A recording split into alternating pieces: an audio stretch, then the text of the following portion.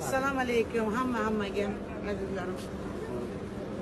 Abdulmannon Qoplon akamiz o'zbekcha biladilar.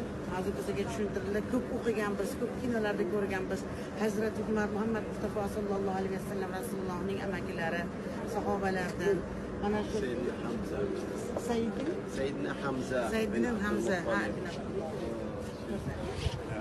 Mana shu tog'ni ham tushuntirib berasiz. Mana Jabalan. O'tda Qurayshni kofirlarga kelganda bitta bu musulmonlarni payg'ambarimiz o'sha yerga qo'ygan o'sha kamonda otasilar shu yerda qimmalamanglar deganda shu Xolid Valid musulmon bo'lmasa ilgari haligi narsalarni tashlab qo'ydi. Bular ko'rib g'anima ekan bu olib tushib olaylik. Hali urushdan tushgan narsalarni trofey deymiz ruschada, trofeylarni yig'ish Lekin uchun. tushganda orqa tomondan chiqib joyini olgan Xolid Valid ham kofirlar olib, lekin otgan payg'ambarimizning tishi malikdan ruboiyasi singan, malikdan lekin davolashgan umrit borishib davolashgan bular o'ldi deyishdi, payg'ambarimiz o'ldi deb nima qilishib qaytishdi. Ya'ni bo'ldi ishimiz o'ldi deb nima qilganda buni payg'ambarimiz olib davolattirdi. To'xta joyida olib. Lekin yaqinda bo'lgan voqealarda mana hozir yana bir tushuntirib ketay, sizlarga tushunarli bo'lsin uchun kinolarda ko'rgansizlar, Risolat kinosida ham payg'ambarimiz sollallohu alayhi vasallam Rasululloh shunday sahobalar ummatiga yig'ib kamol bilan turinglar, qimillamanglar deyilganda bular o'sha quvvat quloq solmasdan ketib qolishganda urush bitkazib qo'yiladi.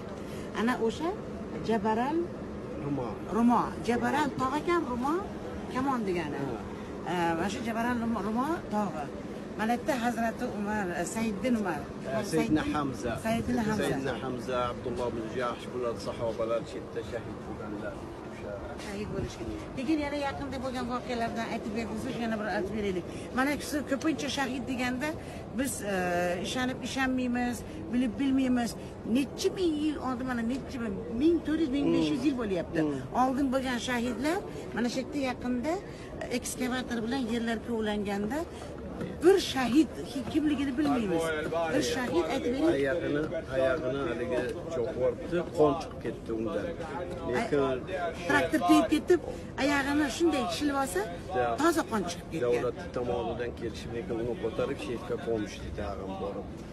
Uni shetga qo'ydi. Bu mana shu yil ichidagi gaplar. Shahidni nimasi Umar kan. O'sha qiyomatgacha holida turarkan shahid. Shuni aytamiz, bilamiz-u, eshitamiz-u, ko'pincha ishonib-ishonmay gumon qilib qolamiz. Mana yana bir mana shu isboti yana bo'lyapti.